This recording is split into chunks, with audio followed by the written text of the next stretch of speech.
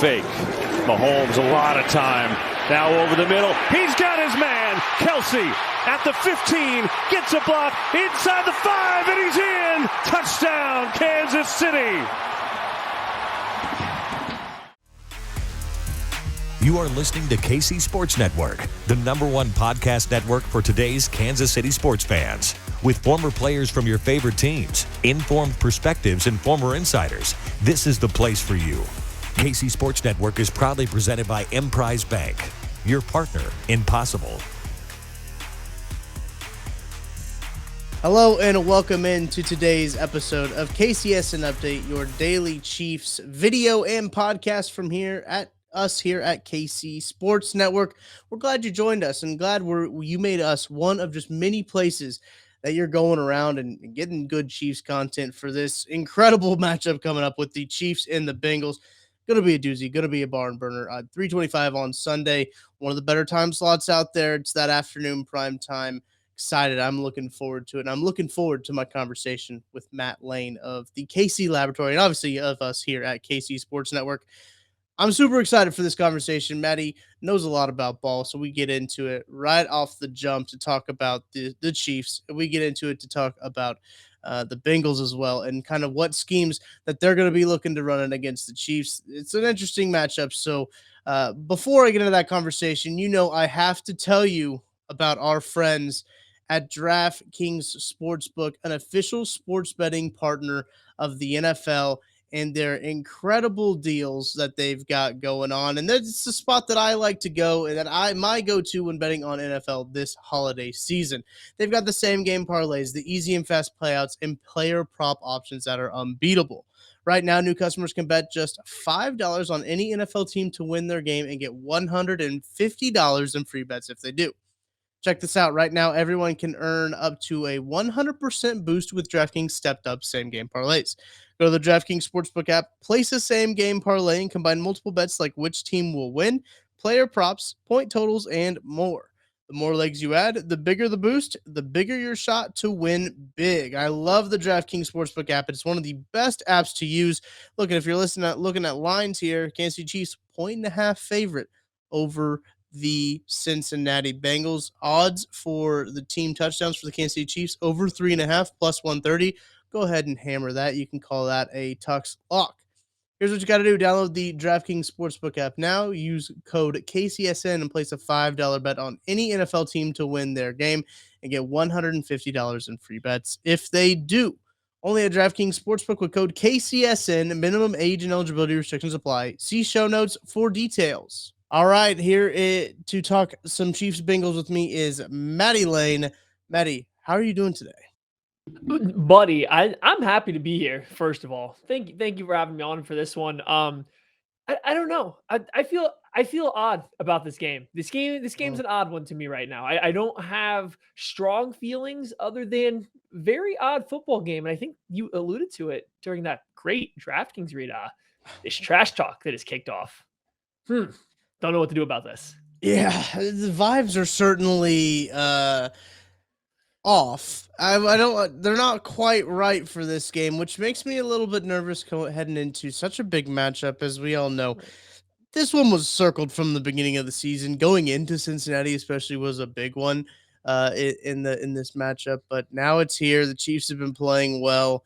And Matty, you are here to talk about some 5 storylines, 5 things to watch for heading into this game. It's not quite a game preview. If you want a game preview, you can watch KC Laboratory tonight, Thursday night, on wherever you're watching this show right now. If you're watching this on YouTube, it's live on Facebook, Twitch, Twitter, 8 p.m. Central Standard Time. You can find that with Matt Lane. They got Craig Stout. You got Hollywood Kent Swanson as well. So they will have an in-depth game preview here. We're talking about some 5 storylines to watch in this big matchup. So, Matty, why don't you start us off with the first kind of storyline, the first thing that you're watching for? So I guess the first thing is just like, how much does this game matter? And I think you're prepared to kind of talk about the standings and what this means for the actual football teams moving forward. But for me, I think it's more emotionally. It's more where is the psyche of the team at? Like we've seen it today. Justin Reed, or yesterday, I guess, when you're listening to this, Justin Reed is out here talking trash. And I don't think he meant to. I don't think that was his plan when this interview kicks off, but there's definitely a little bit of shade thrown in there. And then it, continues on Twitter. And if you just kind of read between the lines, you start parsing things out. The Chiefs team seems like they have a definite chip on their shoulder about the way the two Bengals games went last year, as they should. And that's absolutely fine. When I said this game is odd, I wonder if the Chiefs haven't put too much pressure on themselves to win this game as like this, treating this game as a pseudo Super Bowl. Like that's what I'm afraid of right now is the Chiefs are coming into this game seeing it entirely as a must win, not from a standings perspective, but from a we need to get our mojo back versus this team. Our ego can't handle not winning this game. And it almost feels like they've just gone too far to me. So Andy Reid addressed that directly in his press conference. He directly said that, you can't get too hyped up and then not be able to execute. I wonder if he also is sensing some of this team being a little on edge because of this game being a little too over amped for it. And it's leading to a lot of odd feelings coming in. And what's really interesting too is it seems like after the game was over, the questions even, from reporters, what they were talking about at the podium post game, a lot of it was moving on to Cincinnati and getting on to Cincinnati, which you don't see a whole lot in a post game press conference, which then leads to some weird feelings of like, okay, these guys, this game does obviously mean a lot to the people in this locker room, and that's not a surprise. There, they ended the Chiefs season last year, but I'm with you, Maddie. It kind of feels a little bit like you don't want to put too much pressure on this game. It is a regular season game after all, but you're getting kind of late into the nitty gritty. This is, every one of these last few games here matter. And if you look at the Chiefs schedule, the back half of their schedule is not the hardest in the world. They got to play the Broncos twice. They got to play the Raiders. That's 3 games that should be wins. Should pencil those in as wins. But the toughest game after this is the Seahawks, which like the Seahawks were looking good at one point, but like then they just kind of everything evened out for the Seahawks. So this is probably the last huge test that they have before facing before going into the playoffs. This is the last playoff team that they'll face before those tests. And this is something that it comes up in college football a lot when you go play a rivalry game or you go play a team that is considered, I mean, whether it's better than you or just expected to win and they end up, or that team loses, right? You can't let a game beat you twice. You can't let one team beat you twice in a year. Now, the NFL, you technically do play divisional opponents twice in a year, so that's common. It commonly happens, but the Chiefs can't let the Bengals beat them twice. If they beat them once, it stinks. It's a loss. It's a loss versus an opponent that you really, really want to beat. You lose the game advantage you have, or I guess the half a game kind of advantage you have on the Bills if they continue to win, right? So that all stinks, but you can't let that lead into another loss. And that is my one fear of this game is the Chiefs might have so many eggs in this basket right now, just basing on the way you just see some interactions, the way these pressers are coming. It's something that Chiefs have talked about, Chiefs players have talked about over and over with how the second half of that Cincinnati Bengals playoff game went and how they let it happen twice and all this stuff. If this game plays out that same way again, it's going to be hard to see them rebound immediately and have to go play a divisional game next week. Even though the Broncos aren't good, they have a divisional game to follow. You can't let this game beat you twice or multiple times as you kind of get down on yourself. So I'm glad the Chiefs were wanting to win. I'm glad that they are coming with a chip on their shoulder. We've seen that work really well versus the Buccaneers earlier this season. It was great. Team came out firing really good. But they seem more charged up for this one. They seem more amped. They seem more ready for this game. And I wonder if it's just too much. And I wonder if it comes out and maybe they're a little over aggressive. I wonder if it comes out and if they can't get it, if they're not executing perfectly, if they get in their own head. So it's something that's on my radar right now that this game might matter a little too much to them emotionally moving forward for the rest of the season. I do want to give a standings check too, because Maddie, one side of the coin is how much does it matter on that side? In the standings side of things too, the Chiefs do have a grip on that 1 seed right now. Obviously, would help them. The Bengals are at 7-4, Chiefs at 9-2. They have the best record in the AFC right now. But when you're even looking at the division for like the Bengals are in a divisional race, so this game does mean a lot to them. They're tied with the Baltimore Ravens right now. I can't remember what there was in their first meeting. I think the Ravens do have the tiebreaker over them. But this team the Chiefs, they've got their division all but locked up, essentially, all but officially. Um, so I'm curious to see, kind of what that means, the standings wise and everything. If the Bengals aren't going to want to get beat, obviously. They're hosting the Chiefs. They are the top dogs of the AFC, and they're hosting their number one contender. It's going to be very interesting to see ramification wise in terms of the playoff picture. There's still a lot of football left, right? There's still a lot of football left to start looking at playoff picture and everything like that. But this is a time, as I mentioned at the top of the show, like this is the time where you start to kind of this is where the football teams separate from each other here. Well, the Bengals have a tough schedule after this too. So if Yeah. you're looking at it purely from standings perspective, let's say the Bengals beat the Chiefs, one, they're still not tied. So like that tiebreaker doesn't come into a factor as of yet. And the Bengals still have to play the Browns, who have beat them the last 3 times they've played. Then they have to play the Buccaneers, who aren't a great team, but they can win that game. Maybe a game off with the Patriots, and they finish with the Bills and the Ravens. Like there's a lot of potential losses there for the Bengals. So if anything, the game should mean more to them. They're farther back in the standings. They're the team that still technically is fighting for a playoff spot. Like they're not anywhere close to secure. The Chiefs are. It just seems like you get the vibes the Chiefs are a little bit more focused on this game. I'm not going to say like locked into it. I mean, they've been thinking about this game all offseason. And there's times where that's good. There's just times where that maybe isn't the best. We make fun of fans and teams for treating the Chiefs like they're Super Bowl. Like we do. Every team gets healthy when they play the Chiefs. Every team throws the kitchen sink at the Chiefs.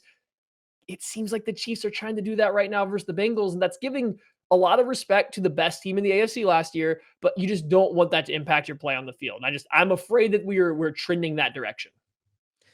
And that brings up number 2 pretty good, Maddie, because we're going to talk about who is playing in this game. As we do usually talk about, seems like every team does get healthy for the Chiefs, and the Bengals are going to be no exception. They're probably going to get Joe Mixon back. They're probably going to have Jamar Chase back. Jamar Chase talking trash on Twitter right back to Justin Reed. So it would be kind of odd, right, if he was talking all that trash and didn't play in this game. I think that it's anticipated that both of those guys will play. Looking at the injury report, Jamar Chase was limited. Joe Mixon also limited on their Wednesday practice.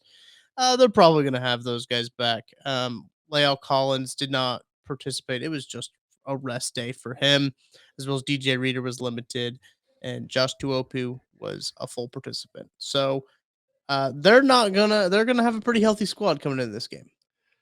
Yeah, the Bengals should be healthy for this one.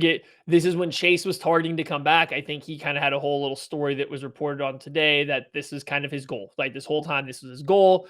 We're here. He's playing. We all knew he was going to play. Joe Mixon, coming back, that's big for them. DJ Reader was back last week, played really good. He seems like he's still going to be ready to play. So, Bengals healthy. On the flip side, the Chiefs aren't faced with a ton of injuries. Juju Smith-Schuster still missed practice with an illness. Not a lot has been explained there. I don't think as of now. I'm assuming there's any risk of missing this game. We think we're probably good there. Kadarius Toney, Jerick McKinnon both didn't participate in practice because of a hamstring injury, and hamstrings can linger a little bit. I would not be shocked to see Kadarius Toney miss this game. And when you put that along with McCole Hardman, who's not there, we've seen the Chiefs, especially in the red zone, that's been a little bit of an issue for them. So I think that one's worth monitoring. And it only gets worse if Jerick McKinnon also can't play. I mean, I don't know if we are even close to him not being able to play in this one, but he's important to what the Chiefs do. His ability as a pass protector and the Chiefs' second running back matters a lot. So the Chiefs are definitely the less healthy team of the two, and especially when you start looking at the guys that might not actually be able to make it on the field. So we have to wait another day or two to figure it out. But I think those two guys in particular, Toney and McKinnon, could play a big role, whether they're there or not there, for how this Chiefs offense might be able to execute against a Bengals defense that's playing better as of late. Absolutely, kind of makes the Melvin Ingram signing, because I don't think after the game we knew that Jerick McKinnon had an injury. Andy Reid reported that everyone came through fine besides Deion Bush, who had an elbow, who was limited on Wednesday. I anticipate Deion Bush, to play. They've got a lot of guys on this injury report, but a lot of them were full participants on Friday, including Trey Smith, Joe Thuney, Brian Cook, Carlos Dunlap, Lucas Niang, L'Jarius Sneed, Juan Thornhill, MVS, Jalen Watson, Justin Watson. They got a lot of guys on the injury report. It'll be interesting to see, especially in that running back room, if Jerick McKinnon doesn't play, because then you're real thin when you start to talk about that. You're down to Pacheco and Ronald Jones on the active roster, and then you got to say, okay, is it even worth bringing up Melvin Ingram, Melvin Gordon? I Gordon, you're got right. I You got my nailed it. brain mixed up there because I saw something about Melvin Ingram getting a sack, and he has 5 sacks on the year. So shout out Melvin Gordon, Ingram. Oh my gosh. Either way, is it worth throwing Melvin out there when he's only here for like a hot second? I mean, if let's just say if Jerick McKinnon can't play, then yeah, it's absolutely worth it. You're going to want to elevate somebody from the practice squad. Running back is simple enough that you can bring a veteran in on just a week's worth of play. Now, maybe the Chiefs don't feel comfortable. Maybe the Chiefs are going to go with Wayne Gallman, who's been on the practice squad for a little while now. Maybe he's got a better grasp on the playbook, and they feel more comfortable with him out there. If that is what happens, I would say that they are very worried about their pass protection without Jerick McKinnon. Not that Wayne Gallman is better than Melvin Gordon in pass protection. It's just he would have been more familiar with the playbook. So if they go that route, I would say that's what they're thinking. But if McKinnon can't go, I think you get both. I do wonder and hope. It's Andy Reid. He likes to be kind of coy with stuff. I'm hoping hamstring for McKinnon is just a rest day for a veteran running back who isn't needed there. I do actually think he was on the injury report at one point in time in the middle of last week too.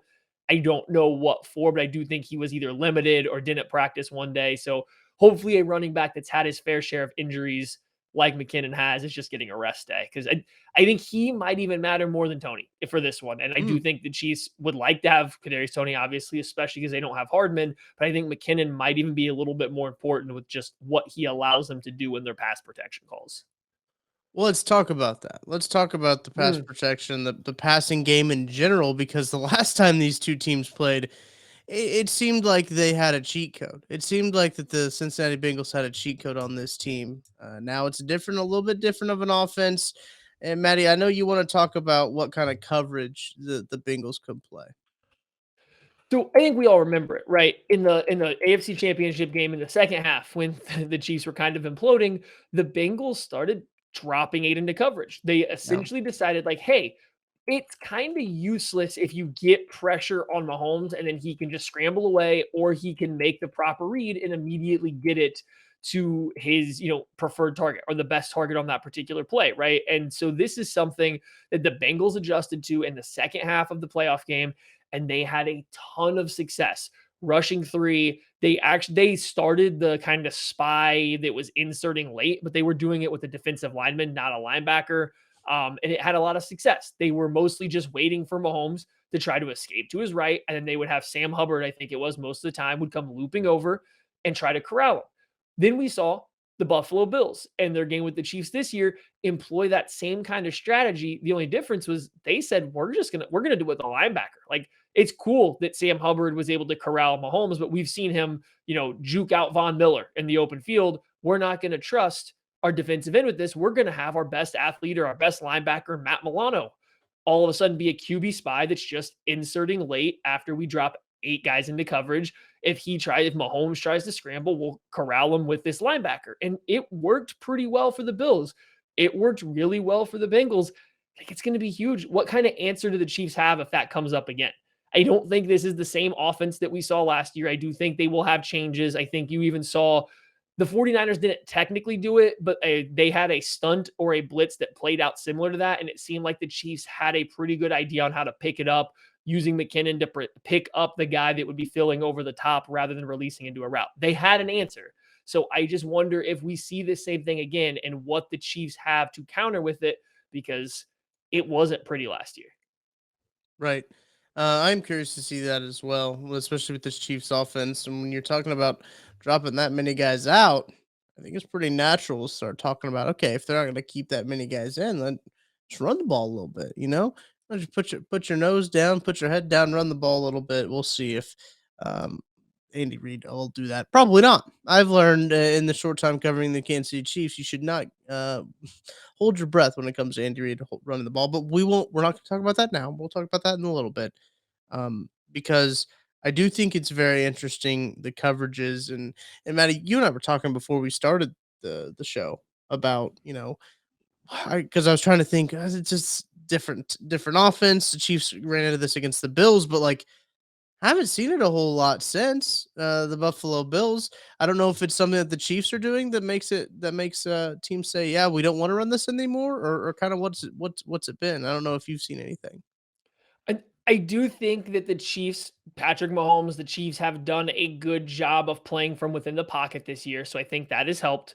I think they have different personnel this year, right? They don't have to hit deep shots to get explosive plays. The Chiefs are one of the best teams in the NFL with explosive plays, but they're still not launching deep balls left and right. They are getting these on corner routes. They're getting the ball in space with room to run. Last year, the Chiefs were one of the last teams in terms of explosive plays. They just weren't turning them out. And when you were dropping 8, forcing everything underneath, that kind of the Chiefs played right into that coverage. This year, they seem to have more answers for that particular question. And then I think, like I said at the beginning, Mahomes is playing in the pocket a lot better. He's not scrambling as soon as he sees, oh, my first read, 2, 3 reads are covered or whatever it is. This concept isn't going to work. I don't have to scramble. I can sit here in the pocket and let things play out and see where it goes from here. That said, I don't know why we haven't seen more of it. The Bills had a lot of success with it. I mean, they ran it on 36% of their snaps against the Chiefs. It's a lot. And they had success doing so. The Bengals had success doing so. I don't know why we haven't seen a lot more of it. I do know the Chiefs they've dropped some of the over routes. They've dropped the way they do things, but I do think that you're going to see it. I do think the Bengals will bring it out. One big change that the Chiefs have incorporated this year, they've done a lot of 4-by-1 stuff. So they'll get 4 receivers to one side, 3 receivers and a running back will all be to one side of the formation. Now, I think this is more of a counter to, cover 6 when teams are trying to play, full field coverage and they're just poaching from the backside, but they're playing cover 2 to one side, cover 3 to another. The Chiefs are going 4 receivers into one side of the formation, usually the cover 2 side. And that means all of a sudden it's a one-on-one matchup for everybody. Every defender has exactly 1 receiver. They can't double team anybody. I think the Chiefs are finding success with that. If you're an opponent and you want to only rush 3 and throw an extra linebacker or a defensive end out of that coverage, it's not mattering. They aren't going to make a huge difference when you're dealing with 4 receivers to one side of the field. I wonder if that's one of the answers that they might have in their back pocket and why teams have been less likely to do it. Seeing that the Chiefs do have that ready to go. They'll run it 4, 5, 6 times a game. That's all I can come up with why more teams haven't tried it, though. I bet the Bengals do. Yeah. And in that case, are the Chiefs going to run the ball, Maddie? We talked about the injuries a little bit. Isaiah Pacheco gotten some carries the last few weeks, getting a rhythm going. Are they kind of priming him for this game? What do you think? So the Chiefs' last 3 games, I believe, have been all over 100 yards, 155, 163, 117. All 3 games over 27 carries. Now, yes, some of that is going to be Patrick Mahomes scrambling. You have seen the Chargers specifically. Mahomes did scramble a lot in that game, but you still saw there was a little bit more of a commitment to the run game. And I actually wrote about it on the KCSN Substack, kcsn.substack.com. Check it out. Go read it. And we talked about the Chiefs' evolving run game, how the Chiefs are getting away from inside zone and RPO as their base for their run game and started to do a lot more gap scheme stuff, a lot more power stuff. And I think what's happening from that is you're getting not necessarily more big plays, not necessarily more success, but you are getting more consistent yardage per play. You're not running the ball for 2 yards. You're getting 4, 5, 6 yards the majority of the time when they do it. And it's starting to wear on defenses. And the Chiefs have just been a better running team the past few weeks since the bye week going this way. I don't think they are going to ever pound the rock, right? This is an Andy Reid team with Patrick Mahomes. They're not going to pound the rock. But if they get to 25, 26 carries, they're averaging 4.5 yards per carry like they have in some of these games. Like that's going to matter a lot for a team trying to play coverage. For a team that wants to sit and dime and drop 8 guys into coverage, that's going to be tricky. Absolutely. And I've liked the way that Isaiah Pacheco's ran the ball. And I've liked the way that the Chiefs have kind of reinvented their run game in terms of the schemes that they run. You guys have been clamoring for gap schemes and power runs, all kinds of that stuff It feels like ever for you guys have been talking about that. It feels like it's been a very long time. But it's good to kind of see that come to fruition and look good on the field. And Isaiah Pacheco is a good back to run that in, just the way his running style is. Um, I've been really excited with Ronald Jones is another guy I was going to go to, but I've been really excited with Isaiah Pacheco. Curious to see what Ronald Jones will do. We saw him get, I believe, only one touch, and it was a catch that he had in last game. Maybe he could be used more as an offensive weapon, as one of those guys that's like not on tape, right? Because some of those things that are very good that you don't have any tape on this guy in this offense. You have one caught pass, and I'm curious to see how they utilize him, maybe as a decoy, especially if these guys aren't healthy like a Kadarius Toney. Do they use more, 13 personnel? We saw them do a lot of 13 personnel the week that they had the wide receivers out.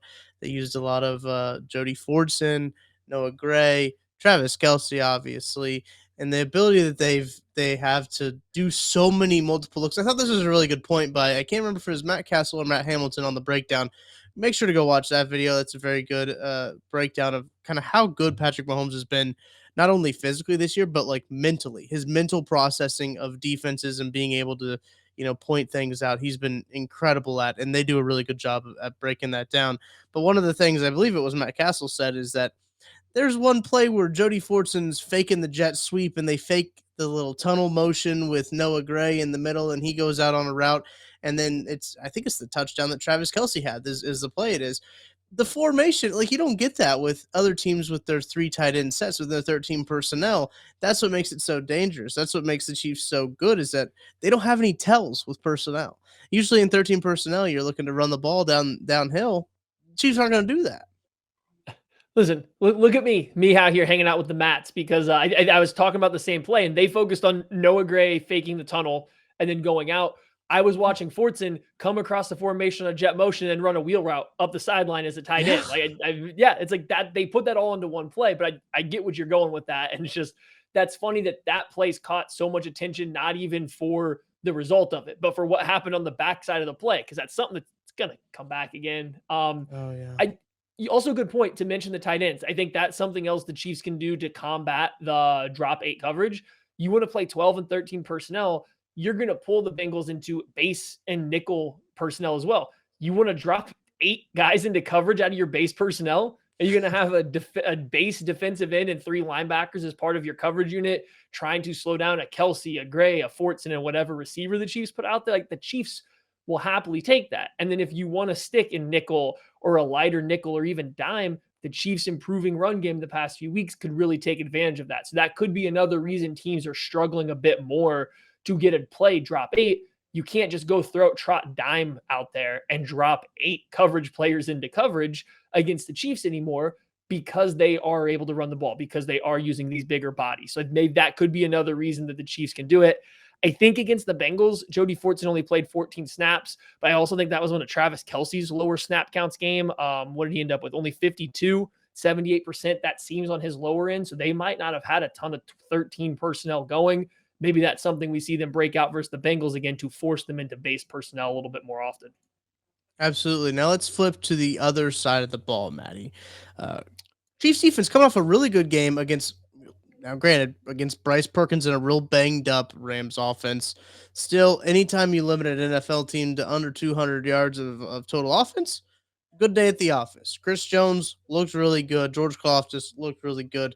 Nick Bolton, Willie Gay looked incredible. Nick Bolton getting another interception, his second in as many games. You had L'Jarius Sneed getting an interception. Big story, though. This Bengals offensive line, still not very good. They've gotten better in the recent weeks. Still not very good. Will the Chiefs pass rush matter, Maddie? It needs to. So with the Bengals offense, right, we could go countless different ways and how they've gotten better this year, how you defend their vertical passing game. Like, there's a lot of different stuff you could talk about there, but I think it boils down to this. The Bengals offensive line still is not good. It's still bad. And they have a quarterback, one of the worst quarterbacks in the league in terms of avoiding sacks. Like, Joe Burrow's very mobile. He can avoid pressure. Don't get me wrong. Just the way he holds the ball, the way he tries to fight for every last second, he takes a lot of sacks that are on him and not his offensive line. His offensive line is also average to maybe slightly below average. So if there's one way to stop everything the Bengals do offensively, just get pressure. Go back and watch this Bengals offense try to operate against the Cleveland Browns earlier this year. They couldn't do anything because Myles Garrett specifically was in the backfield the whole time. But then the other Browns were getting pressure too because of how much attention had to go to Myles Garrett. If the Chiefs want to stop this Bengals offense, if they want to slow them down, because I love the Chiefs' young corners, I think the secondary is great. You're not stopping T. Higgins and Jamar Chase at the catch point for 60 minutes. It's not going to happen. If you actually want to stop them and slow them down and throw a wrench in things, pressure, pressure, and more pressure. The Bengals average giving up over 3 sacks a game. They're one of the worst 5 teams in terms of giving up sacks. Yes, the last few weeks, they've done a little bit better. That still means they're giving up about 2 sacks over the last 3 games, right? They are still not a good team in terms of pass protection. So they're one of the worst on the entire season. So make them pay. This can't be like that championship game, especially in the second half where Joe Burrow had all day to sit there and to wind up these YOLO balls. You have to get pressure, force the ball out a little bit earlier, make him work through progressions and test out, make him fire out passes before he's ready because he doesn't have the strongest arm. He will take sacks. There is one very clear way to disrupt everything the Bengals do, and it's to hit Joe Burrow and put him on his back a few times because then the game starts to get a little bit more out of control. Looking at some of the data we get from our friend Joseph Hefner, he writes article for us on the KCS and Daily Substack. Again, go check that out. That's a free article going straight to your inbox if you want a free subscription. It's phenomenal. But looking at some of the numbers, he produces these graphics for us about teams versus the blitz, the Chiefs offense versus the blitz, the other team versus the blitz, and kind of vice versa, how the defenses perform. The Bengals don't see a lot of blitzes. It looks like league lows in every single down, and on third down they have 0.38 EPA per play, blitz EPA per play. So it's very interesting. That's the only down that they have a positive EPA per play. I was on third down. So facing blitzes a very low amount of time. I'm curious to see if Spagnuolo is going to try to blitz a little bit, or if he is going to show and he's going to try to make the communication, which is, what Brett Coleman said on yesterday's episode. The communication was such a big thing for this Bengals offensive line. That's kind of where their main struggle was. If they try to do some weird stuff to make the communication harder on the Bengals offensive line, or if they will blitz, I don't know. It's going to be something that they do need to get pressure. I think getting pressure is going to be a big part of this game. And you're right, Maddie. Like, going to be really hard for Jamar Chase to catch a deep ball if, Joe Burrow's laying on the ground. For sure. And I think that's the thing. Pressuring Joe Burrow matters, but to your point, it's hard to blitz the Bengals because Joe Burrow does process the game relatively fast. If you're going to send pressure, he knows I don't want to say that he's processing like Justin Herbert or even a Patrick Mahomes right now. He just knows where his one-on-one matchup is going to be, and he trusts his guy to win that because they do, and he puts the ball where it definitely needs to be put. So you can't just create pressure by blitzing because you will eventually end up Joshua Williams one-on-one with a Jamar Chase. And Chiefs fans got really mad when that happened in the Buffalo Bills game because that was the only way they were able to get pressure on Josh Allen. If that's the way this goes again, it's going to be a long night for the Chiefs defense. They have to be able to get pressure with 4 from time to time. They have to have Chris Jones, Frank Clark, George Karlaftis, Carlos Dunlap. They have to have these guys take over so they don't have to blitz. That way, when you do bring your blitzes, it gets home a little bit faster. Burrow's not looking for it pre-snap. They're not ready. They blitzed Burrow relatively well last year. They couldn't bring him down. They got pressure on it, but then as the second half wore on, he's a little bit ready for it. They start calling some max protect plays, and now they just get one-on-ones while they have 7 guys in blocking for him to work the ball down the field. That's how the Chiefs gave up the big 3rd or 4th and long play in the AFC Championship game. So these things matter. And so you got to be able to get pressure with 4 semi-consistently in this game, and the Chiefs should be able to against this offensive line. They just weren't able to last year. Maddie, before I let you go, appreciate you joining me. Don't do it to me. Chiefs Bengals. I'm going to make you pick against the spread. This one I'm going to make you do. Chiefs favored by 1.5 on the road. Actually, first thoughts on that line. Thoughts on the 1.5 in favor of the Chiefs.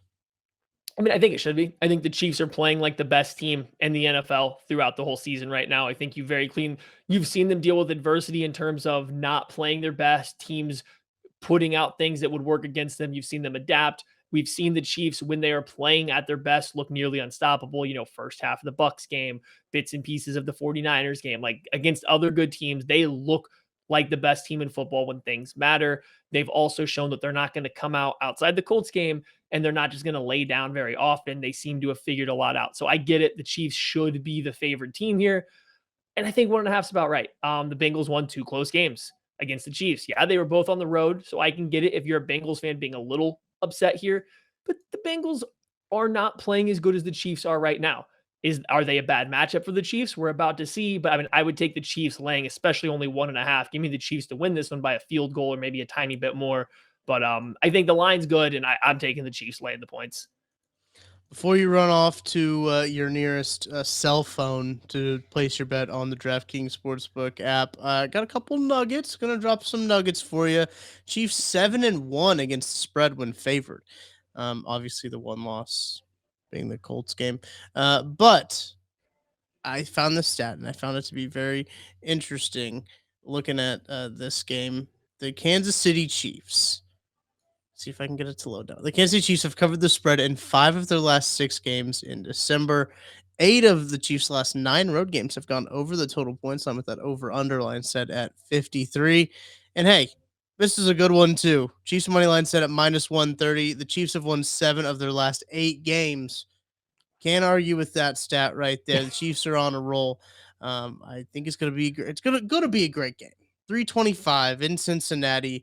Maddie, your favorite time slot, by the way. This is a good one. This is a good time slot. I don't have to stay up until the wee hours of the morning to podcast afterwards and talk about the game and ride off the high or the low. And I get a full day beforehand. Greatest time slot for any football game. If it's Greg Olsen doing it, I have no idea who's doing this game. I don't think it's Greg Olsen. I assume it's CBS. Yeah, I think so. But if it was Greg Olsen, this would be perfect. I mean, this would be absolutely perfect. But we'll take it. We'll take Tony Romo, I assume. Greg Olsen, very good at his job. I believe Fox has the Super Bowl this year, so I think that he's on the Super Bowl call. Yeah, big Greg on the Super Bowl. I really like Greg, and he's got some fans in KCSN. We'll say that. I agree. He's the top guy. I'm glad they have the Super Bowl. It'll be fun when the Chiefs are there. Absolutely. One more step in that process. We'll be beating the Cincinnati Bengals this weekend in Cincinnati. That'll be a tough test. I couldn't tell you the last time the Chiefs were in Cincinnati. Maybe should have looked that up before. But we'll see. I think it's going to be a really great game, really good time. Maddie, thanks for joining me to kind of give a preliminary breakdown of this game. If you wanted a more in-depth breakdown, make sure to tune into the KC Live Laboratory tonight at 8 p.m. Central Standard Time. Or listen, if you're listening to this not on Thursday, just go over to the podcast feed, listen to it, or you can rewatch it on the YouTube video. That's the glory of it. You can just rewatch it right here on YouTube. So thank you guys for tuning in to this episode of KCSN Update. I'll be back next week on next Thursday. We're going to talk divisional. We got another divisional game coming up, so excited for that. Haven't had a divisional game in a minute, so we'll see what we got going on next week. Tomorrow, Trevor Sikkema will be on with PJ Kissel to give his 3 key matchups. So until then, we'll talk to you later.